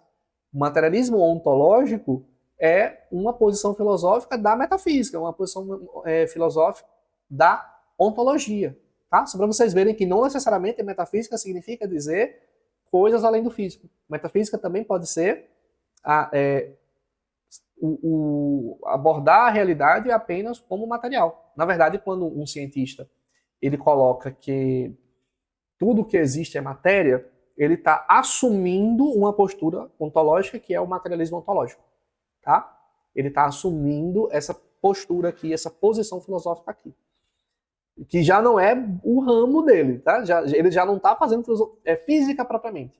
Ele está falando do pressuposto que ele utiliza quando está trabalhando com essa física. Esse pressuposto, lembra que o pressuposto faz parte da filosofia? Esse pressuposto é o materialismo ontológico. Já o idealismo ontológico é aquele que vai dizer que a essência, a realidade, né, em sua essência, ela é constituída por ideias, por mentes, por consciências, e não apenas de matéria. Para o idealista, pode existir sim uma verdade espiritual, uma estrutura racional, tá? Tem muitas vertentes do idealismo ontológico, que vai dizer, por exemplo, que a matéria não tem existência independente da mente que a percebe, ou que o universo é a expressão de uma razão, de um espírito universal. Então, o idealismo vai defender que o pensamento é a realidade primária da realidade. Que o mundo material é um reflexo desse pensamento, ou uma construção, ou uma manifestação de uma dimensão intelectual, de uma dimensão espiritual superior. Existem vários tipos de idealismo, existem várias posições também entre materialismo e idealismo, tá? Mas aqui eu trouxe duas dessas posições metafísicas para vocês entenderem algumas correntes que existem dentro da metafísica. Outras duas grandes áreas da filosofia são a epistemologia e a ética. Curiosamente, a metafísica e a epistemologia estão dentro do eixo teoria do Ferri, e a ética está dentro do eixo ética do Ferri, né? Tem o mesmo nome. Em epistemologia, a gente também pode chamar de gnoseologia, ou de teoria do conhecimento. Nós investigamos a natureza, o fundamento, os limites, as condições do saber. Existe um debate central entre o empirismo, entre o racionalismo na epistemologia, entre quais são as condições de possibilidade do conhecimento, quais são os limites daquilo que a gente pode conhecer. Já na ética, a gente não descreve somente a gente não descreve costumes, a gente reflete sobre esses costumes. E essa epistemologia, né, a segunda grande área, investiga as origens, a validade, os limites do saber. Então, enquanto a teologia está investigando ali o que existe, a epistemologia está perguntando como a gente sabe que existe, tá? Ela faz a diferença entre doxa e episteme, né, entre opinião subjetiva e conhecimento verdadeiro e justificado, que é a episteme. Discute quais são as fontes do conhecimento, se essas fontes são somente a experiência sensorial ou se existe algo na nossa mente ali que existe independentemente da experiência sensorial. O que é uma prova aceitável para fundamentar um conhecimento? Até onde a nossa mente consegue compreender a realidade sem cair em ilusões? Ela também vai fundamentar a epistemologia, no caso, o rigor científico e a honestidade intelectual, porque vai exigir que as afirmações feitas sejam acompanhadas de uma justificativa racional e sólida. Existem hoje duas grandes áreas da filosofia, ou melhor, da teoria do conhecimento ou da epistemologia. A primeira é a filosofia analítica, que é uma tradição filosófica que surge ali no finalzinho do século XIX, tendo como figuras centrais o Frege e o Russell. A filosofia analítica ela vai buscar uma clareza, uma precisão, um rigor lógico, que precisarão ser feitos, né? Você precisa de clareza, de precisão e de rigor para expor suas ideias. Então, o estilo de escrita é mais direto, é mais técnico, a lógica é muito semelhante às ciências, à matemática. O papel da filosofia para os filósofos analíticos é analisar a linguagem, os conceitos, para resolver ou dissolver, inclusive, problemas filosóficos. Quando a gente está falando de filosofia analítica, eles distinguem a epistemologia, que é a investigação do saber, do conhecer, o que é o conhecimento, como se fundamenta o conhecimento, que é a verdade, de outra área da filosofia, que é a filosofia da ciência. Então, quando ele está falando propriamente sobre o conhecimento, ele vai fazer um trabalho de epistemologia. Quando é algo sobre a ciência propriamente dita, aí a gente está entrando na área da filosofia da ciência. Aqui eles vão preferir o argumento lógico do que narrativas históricas, narrativas simbólicas, literárias. É a lógica como centralidade do trabalho filosófico. Já a filosofia continental, ela surge especialmente na França e Alemanha. Veja que continental está se referindo ao continente europeu, tá? A parte do europeu que não é a ilha, que é a Inglaterra. Então, a filosofia analítica está mais ali para a filosofia praticada na Inglaterra, tá? Ou nos Estados Unidos, se a gente pode considerar. E a filosofia continental ali no continente, né? Que não está na ilha. Toda a Europa continental. Que essa filosofia continental, ela é muito influenciada por Nietzsche e Heidegger. Aqui o estilo não é matemático, lógico, é científico. Aqui é um estilo mais literário, mais histórico, que dialoga com ciências humanas, com sociologia, com história, com antropologia. E é curioso que aqui em filosofia continental, para os filósofos continentais, epistemologia e filosofia da ciência é a mesma coisa. Tá? O conhecimento, para eles, não é uma estrutura lógica abstrata, mas algo construído historicamente, focado em questões como o método científico, a racionalidade, a demarcação entre saber científico e as demais formas de pensar. Inclusive, a gente geralmente pensa em categorizar os filósofos hoje, né, ou como filósofos continentais, ou como os filósofos analíticos, e dependendo, né, o filósofo continental ele tem aquela linguagem mais técnica, lógica, matemática, entre aspas, científica exata, né? E a filosofia continental ela é mais histórica, poética, humana, podemos dizer assim. Porém, não é tão demarcado essa divisão. Não é porque um filósofo ele é filósofo analítico que ele vai desconsiderar a história. Não é porque um filósofo é um filósofo continental que ele vai desconsiderar totalmente a lógica formal, por exemplo. Tá? Ele pode priorizar uma dessas coisas, mas não significa dizer que ele vai ignorar todas as outras. As outras divisões que a gente viu da epistemologia, né, é o empirismo e o racionalismo. O empirismo sustenta que o conhecimento humano tem origem na experiência sensível. É através da experiência sensível que a gente conhece as coisas. A mente humana, quando nasce, né, é como se fosse uma folha em branco, uma tábula rasa que vai sendo preenchida conforme ele vai vivendo, ele vai experienciando a realidade através dos seus sentidos físicos. Já os racionalistas, eles sustentam que a gente pode, sim, conhecer coisas que não passaram pelos nossos sentidos. O empirista jamais diria isso. O primeiro tijolo, a primeira coisa que a gente conheceu veio de uma percepção externa. A razão, ela apenas organiza os dados recebidos pela experiência. Já no racionalismo, não ignora que os sentidos possam trazer conhecimentos. Mas a verdadeira fonte do conhecimento para os racionalistas é a razão. Eles podem considerar, inclusive, a experiência sensorial como enganosa, como instável, que é sendo incapaz de conhecer verdades universais necessárias. Tá?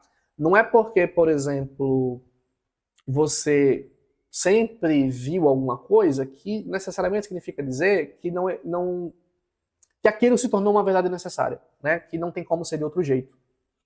Por exemplo, não é porque sempre você viu cisnes brancos e jamais nenhum conhecido teu viu um cisne negro que cisnes negros não existem. Ah, inclusive, né, cisnes negros existem.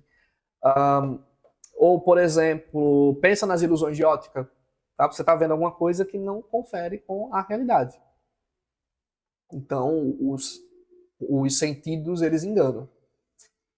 para eles, para os racionalistas, o primeiro tijolinho do conhecimento são princípios lógicos e ideias inatas. São informações que vêm de fábrica, tá? São informações que existem na nossa mente antes mesmo de qualquer experiência existir. Então, o conhecimento verdadeiro ele pode ser deduzido e demonstrado puramente pelo pensamento, sendo a razão o único critério seguro para distinguir o verdadeiro e falso. Então, a gente pode dizer, por exemplo, que os empiristas eles preferem chegar à verdade por meio da experimentação, tá? Da experimentação da realidade. O racionalista, não, ele vai preferir utilizar a lógica para isso. Só que aqui lembra do que eu falei de filosofia continental e filosofia analítica, não é porque tem essas divisões claras que todos os filósofos vão ser, só vem pelo conhecimento, só vem, a verdade somente é o que veio pela razão, a verdade somente é o que veio pela experiência sensível, tá? Existem posições intermediárias. Inclusive, o Kant, por exemplo, ele tentou ali, entre aspas, juntar as duas coisas, tá? Tem, sim, conhecimentos que vêm pelos sentidos, tem, sim, coisas que vêm de fábrica. A terceira grande área que a gente viu foi a ética, né, que é a investigação racional sobre o funcionamento do agir humano. A gente está trabalhando, inclusive, no Luc Ferry, tá? A ética tira o foco das explicações sobre a realidade, sobre o conhecimento, para focar na ação humana consciente. E aí, a gente pode falar de 3 sub-ramos da ética, onde o primeiro é a ética normativa, que vai se ocupar em estabelecer e justificar princípios, regras, critérios que determinam o que é uma ação correta, o que é um caráter virtuoso, tá? Vai ser ao contrário da metaética, que a metaética é a reflexão sobre a origem dos valores. A ética normativa, ela busca responder como é que a gente deve agir. Ela propõe um sistema teórico sobre como é que a gente deve agir, como, por exemplo, o utilitarismo, que vai focar nas consequências das nossas ações. Qual é a ação que vai levar ao maior número de pessoas felizes, podemos dizer assim, né? Ou a deontologia, que foca no dever. Qual é a ação que se sempre for feita daquele modo, sempre vai dar certo, vamos dizer assim, né? Que você precisa agir daquela forma. Não, agir de uma outra forma seria totalmente errado. Não tem um utilitarismo. Você foca aqui a atuação no dever. E a ética das virtudes, né? Onde as virtudes se tornam bússolas para o nosso comportamento. Mas existem vários ramos da ética, tá? Vários ramos. É um dos meus assuntos preferidos, inclusive. Teve, inclusive, um podcast recente que eu estava falando sobre uma prova que eu fiz de ética que eu coloquei numa inteligência artificial para comparar, e a inteligência artificial sequer conseguiria a nota adequada para passar, porque aqui já tem um nível mais prático e tem sub-ramos que são muito capciosos na palavra que é utilizada, tá? Por exemplo, utilitarismo, relativismo, subjetivismo são parecidos, principalmente relativismo e subjetivismo, mas não são a mesma coisa. Bom, mas continuando aqui, a ética normativa que vai dizer quando uma conduta é aceitável ou não. Não é simplesmente repetir algo porque sempre foi assim, tá? Mas é refletir se algo é ético sendo feito assim ou não. A metaética é a reflexão sobre a ética, né? Ela vai, se a ética já busca pressupostos, a metaética vai buscar os pressupostos desses pressupostos. Ela vai analisar os fundamentos dos nossos valores. Na ética normativa, a gente busca critérios para ação. Como a gente deve agir. Na metaética, a gente investiga a natureza dos conceitos morais. Então, por exemplo, os valores morais são fatos objetivos ou são preferências subjetivas? Existe o bem, ou o que a gente considera como bem, uma construção cultural. O que é que significa dizer que algo é justo? Existe a justiça ou a justiça é uma construção social? A metaética não vai criar regras de conduta, ditar regras de conduta, dizer como você deve agir. Ela vai auditar a linguagem e a lógica que usamos para construir essas regras, questionando a validade e a origem do discurso moral humano. E um terceiro é a ética aplicada, que é pegar essas teorias e critérios da ética normativa para analisar e resolver dilemas da vida prática. É quando a gente sai da abstração da ética para coisas práticas, como, por exemplo, a bioética, que vai refletir sobre é correto ou não é correto, é ético ou não é ético, aborto, a eutanásia, a engenharia genética. Temos a ética ambiental, né, que vai falar sobre a crise climática, sobre o direito dos animais, né? É correto fazer testes de medicamentos, de cosméticos com animais, por exemplo. Um momentinho que eu vou tomar mais um pouquinho de água. Hoje em dia, inclusive, está muito em alta a ética digital, envolvendo IA, privacidade, né? Teve uma discussão recente, cerca de uns anos atrás, né? Pode-se fazer vídeo utilizando IA de pessoas que já se foram? Como regulamentar para que isso possa ser feito de modo justo, sem ferir os sentimentos dos familiares, enfim, precisa da aprovação dos familiares ou não precisa da aprovação dos familiares. Tem também a ética dos negócios, a ética de cada profissão, né? Que não é exatamente um manual de regras, mas um exercício de diálogo e argumentação para buscar uma saída mais justa em situações que diferentes de valores entram em conflito. E aqui a gente está buscando uma ponte entre a teoria filosófica, tá? A lógica filosófica, e a realidade vivida, e as percepções subjetivas sobre essa realidade vivida. Por fim, temos a filosofia da existência, que não pergunta pelo ser humano em abstrato, mas pelo indivíduo singular, finito. É aquela que vai se conectar com a dimensão da sabedoria, da salvação, do Ferri. Perguntas sobre a liberdade, sobre a angústia, sobre a autenticidade, sobre a finitude são feitas aqui. Aqui a gente vai buscar o sentido, vai buscar o propósito da nossa vida. Então, na filosofia da existência, a gente vai olhar para os indivíduos, não mais para as essências universais. A gente não vai perguntar o que é o homem, vai perguntar como eu devo viver. Como eu encontro o sentido para a minha vida. Como eu encontro meu propósito.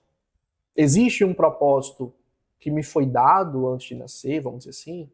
Existe um propósito universal ou o meu propósito, o meu sentido eu construo durante a vida? Aqui o Ferri vai falar, inclusive, quando está descrevendo sobre a salvação, como uma espécie de espiritualidade laica, né? Que essa filosofia da existência ela busca dar sentido à vida diante da morte e da contingência, sem auxílio de dogmas religiosos. A gente vai discutir aqui liberdade, angústia, autenticidade, finitude, não para acumular conhecimento, mas para que a gente pegue a nossa existência e transforme numa obra consciente, numa obra autêntica. Bom, a gente viu as grandes áreas da filosofia e agora vamos ver formas de abordar, formas de estudar a filosofia. A primeira dessas formas, inclusive é a melhor para quem está começando, eu não diria que necessariamente é a melhor, mas é a mais utilizada por quem está começando, é a abordagem histórica. A gente vai estudar a história da filosofia. É o que a gente está fazendo aqui. Pega do primeiro, assim, dos primeiros movimentos filosóficos até chegar na filosofia hoje. A gente divide geralmente a filosofia em 4 grandes áreas. A gente irá trabalhar com todas elas. A filosofia antiga, a filosofia medieval, a filosofia moderna e a filosofia contemporânea. Né? São, como eu falei, a filosofia contemporânea pode não parecer, mas é o ramo da filosofia que mais tem filósofo hoje. Então, a filosofia antiga vai da Grécia clássica até o fim do mundo antigo, até aquela de Roma, né, de certo modo, vai ser marcada pela busca do real, da vida boa, da sabedoria, do cosmos, da physis. A filosofia medieval, que vai ali do início da Idade Média até o início da Idade Moderna, é caracterizada pelo diálogo entre fé e razão, entre filosofia e teologia. A filosofia moderna vai ser a filosofia centrada no sujeito, no conhecimento, na ciência e na autonomia da razão.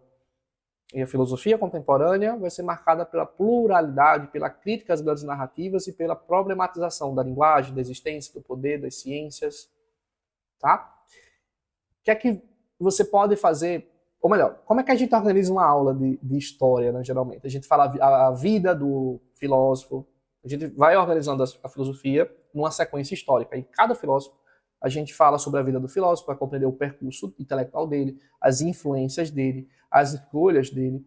A gente fala sobre as obras do filósofo, tá? Para identificar o que ele escreveu, em que ordem ele escreveu, com que finalidade ele escreveu cada coisa, por que aquela sequência foi feita. A gente fala da época também, a gente precisa situar aquele filósofo no contexto mais amplo do que está acontecendo ali historicamente. A gente também busca entender os valores e hábitos da sociedade em que ele vivia, porque a gente precisa também entender o horizonte cultural no qual aqueles conceitos fazem sentido. A gente precisa evitar anacronismos, tá? A gente precisa entender os filósofos conforme eles pensaram. Primeiro tentar, né? E não pegar o que eles falavam e olhar com os olhos de hoje. Tem que tentar olhar com os olhos daquela época. E o quinto é buscar os principais conceitos, sempre interpretados à luz da vida, da obra, da época, da história, da sociedade, tá? E não de modo isolado. A gente precisa interpretar à luz desses outros elementos. Então, essas atividades são... essa forma de estudar evita anacronismos, tá? Uma outra abordagem é a abordagem temática, onde a gente organiza o estudo por família de ideias e problemas recorrentes, não por datas. Então, aqui a gente pode utilizar, por exemplo, os 3 eixos do Ferri, aqui a gente pode utilizar aquilo que a gente viu sobre problemas filosóficos, aqui a gente pode utilizar aquelas outras 4 áreas que a gente viu até mais, porque tem muito mais áreas de filosofia, tá? Aqui a gente vê o debate, a gente compara as respostas, embora a gente possa perder o contexto histórico. Geralmente, a gente utiliza isso aqui de modo complementar à abordagem histórica. Na faculdade, por exemplo, a gente começa, todo o semestre, tem uma das histórias, né? Por exemplo, vamos supor, nesse semestre vai ter filosofia antiga. E aí também tem disciplinas que são da história da filosofia e tem disciplinas que são temáticas. Então, vai ter a disciplina epistemologia, vai ter a disciplina metafísica, vai ter a disciplina ética, tá? E na disciplina história, a gente vê historicamente tudo que foi visto ali naquele período. Na disciplina temática, a gente vê historicamente todos os filósofos que trataram daquele tema.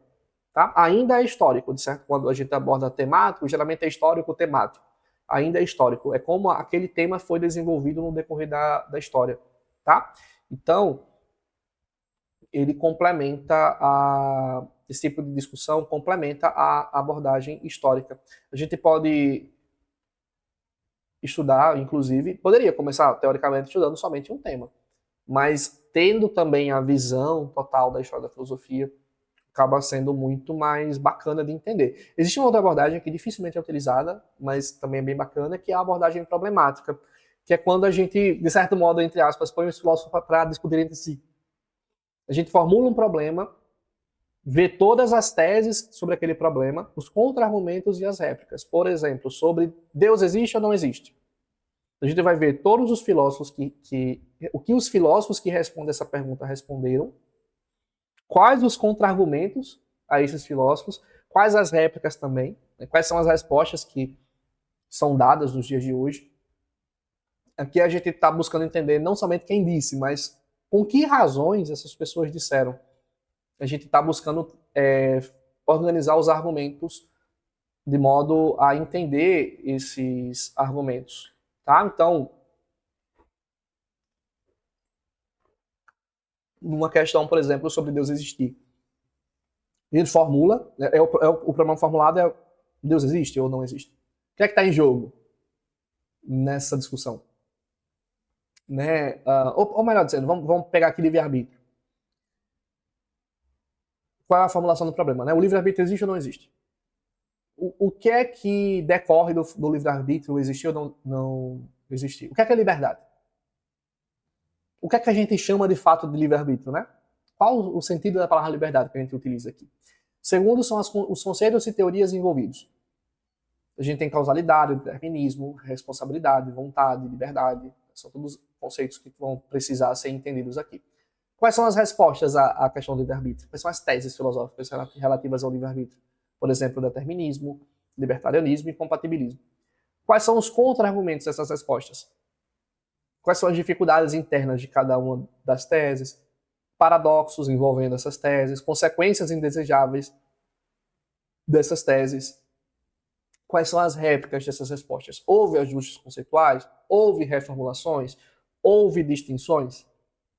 Então, essa abordagem problemática, ela acaba atravessando todas as outras áreas, tá? Tanto a área teórica, porque pode utilizar de problemas metafísicos e epistemológicos, a prática, porque pode utilizar de problemas éticos e existenciais, inclusive de filosofia aplicada, que a gente sequer falou, mas a filosofia aplicada são os desdobramentos filosóficos em áreas específicas. A gente, melhor dizendo, a gente falou. Então, por exemplo, existem problemas de filosofia da política, de filosofia da arte, de filosofia da religião, de filosofia da ciência, de filosofia da psicologia, filosofia do direito, etc. Afinal, a filosofia, ela é transversal, é um saber transversal. Estudar a filosofia problematicamente, né, estudar a filosofia pelos problemas filosóficos, vamos dizer assim, faz com que você aprenda a formular boas perguntas, a distinguir problemas aparentes de problemas reais, de problemas de linguagem, de problemas filosóficos, identificar pressupostos ocultos, avaliar argumentos, não as autoridades que falaram, tá? Aceitar que as respostas são provisórias. Você pode ter estudado as respostas até aqui, daqui a 10 anos pode ser que haja mais respostas, tá? A gente deixa aqui de estudar a filosofia de modo histórico para estudar a filosofia como ela está sendo desenvolvida ainda hoje, inclusive no dia de hoje, tá? E agora, por fim, tá? Dicas práticas. Dicas práticas para o estudo da filosofia. Você está vendo um monte de filósofos, vai continuar vendo um monte de filósofos. Como é que você vai organizar tudo isso que eu falei aqui para te ajudar a estudar filosofia? Primeiro, leitura lenta. Filosofia não é romance, tá? Lê, relê, sublinha, aceita dificuldade. Lembra que o esforço faz parte da formação, tá? Se tiver um material para ler, lê com esforço ativo. Não lê de qualquer jeito. Não lê como se estivesse lendo um livro de historinha, tá? Escreve também. Porque escrevendo você vai estar alicerçando melhor o teu conhecimento. Faz resumos, faz esquemas. Quando estiver lendo, se for o caso, sublinha ali no texto, faz nota ali do lado do texto, tá? Para reforçar aquilo que você está aprendendo, para ajudar naquilo que você está aprendendo. Também é importante lembrar que quando você está estudando filosofia é preciso filosofar, né? Ter aquela atitude filosófica que a gente falou, distanciar-se do óbvio, desconfiar do que parece evidente, investigar com rigor e clareza.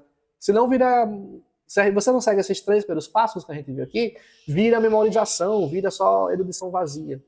A gente precisa estudar filosofia de modo formativo, tá? Então, se você está vendo um vídeo nosso, vê o vídeo da semana, tenta fazer o resumo do vídeo num caderninho. Tem um caderninho de estudo de filosofia, tenta fazer o resumo de filosofia do que foi estudado ali no vídeo. Depois vê de novo o vídeo, vê se você entendeu direitinho, conseguiu fazer o resumo sem recorrer ao vídeo e conseguiu aprender de fato o que tinha no vídeo, né? Ou se deixou passar alguma coisa, se errou alguma coisa e faz as devidas correções.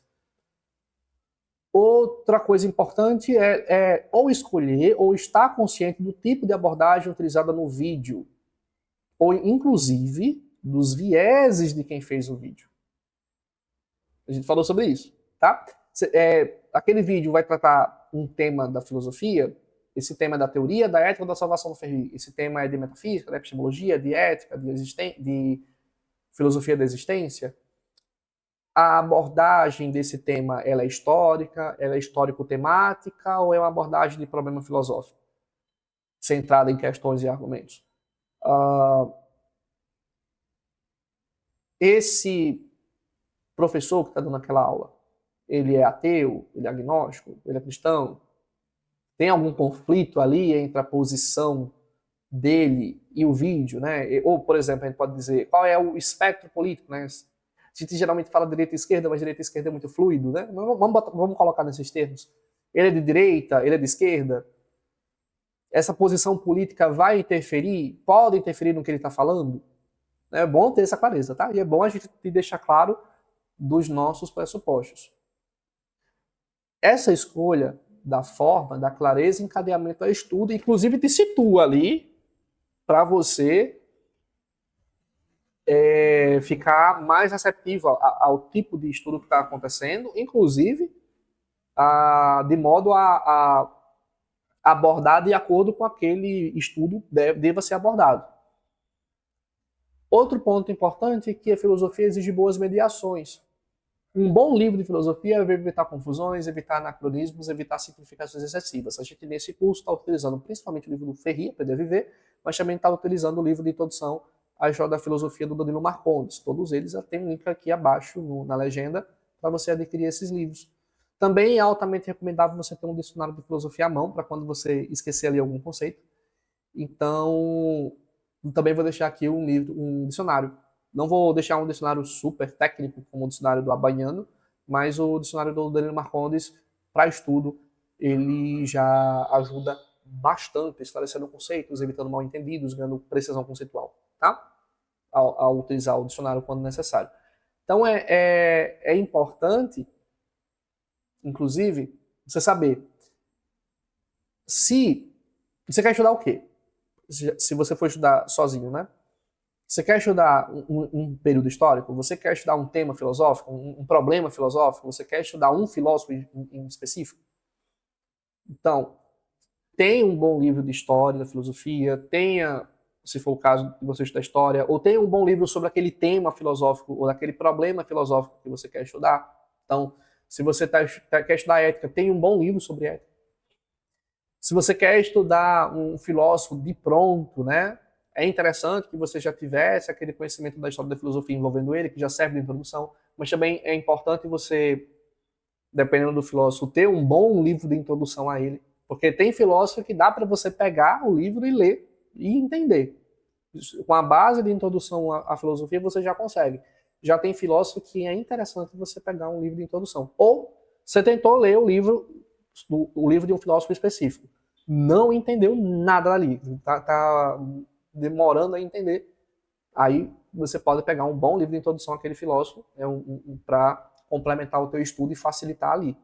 Alguns filósofos ou alguns temas exigem dicionários específicos. Por exemplo, existe um dicionário Kant, um dicionário Nietzsche, para ser mais apropriado para filósofos específicos, tá? Então, às vezes, também precisa de dicionário específico se você quiser se aprofundar num filósofo específico, tá?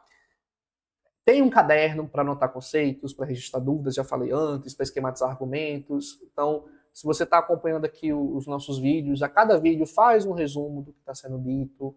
Não entendeu direito? Vê o vídeo de novo, não tem problema nenhum.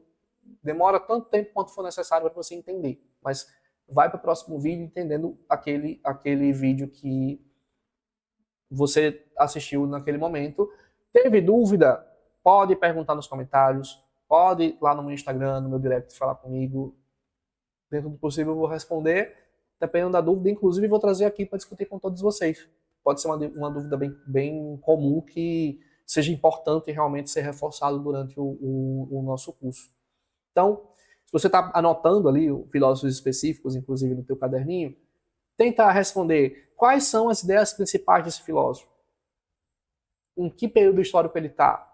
Qual problema filosófico ele tenta responder, ou quais problemas ele tenta responder, né? Porque às vezes pode ser mais de um. Quais conceitos ele tem, né? Ele introduz, ou ele transforma, ou ele critica. Então, por exemplo, Pitágoras. Você também pode pensar naquela abordagem do Ferri. O que é que Pitágoras fala no eixo teoria? O que é que Pitágoras fala no eixo ética? O que é que Pitágoras fala no eixo salvação? Então você aí vai ter um caderninho com o esquema de todos os filósofos quando você terminar o estudo do nosso curso, tá? Aí vai ser e principalmente se você estiver fazendo no eixo do Ferri, né? Qual a teoria, qual a ética, qual a salvação? Tenta uma quarta pergunta, uma quarta coisa importante. Há algo que esse filósofo, há algo que eu aprendi com esse filósofo que eu posso a partir de hoje aplicar na minha vida? E aí você deixa a filosofia de um modo muito mais prático. E aí vai ficando mais fácil de você estudar e aprender filosofia. E não vira só questão de lembrar nomes, mas de ter um alicerce muito bem estruturado da filosofia e, de fato, ter uma boa compreensão dos principais filósofos da história. Então, estudar filosofia é aprender a pensar com rigor, perguntar com profundidade, dialogar com a tradição, viver com mais lucidez. Filosofia não nos diz o que pensar, mas nos ensina a pensar e, ao nos ensinar a pensar, transforma a maneira como a gente vive. Então a gente não trabalhou aqui com Sócrates nessa aula, mas trabalhamos algumas coisas de Sócrates, afinal a gente falou bastante sobre a atitude socrática. A gente vai retomar isso na aula, na qual a gente vai falar propriamente sobre Sócrates. E agora, inclusive, os filósofos, eles acabam tendo a maioria deles acaba tendo uma grande e vasta obra literária, ou grandes coisas, muita coisa é dita sobre esses filósofos, de modo que agora os vídeos podem ser única e exclusivamente sobre um filósofo.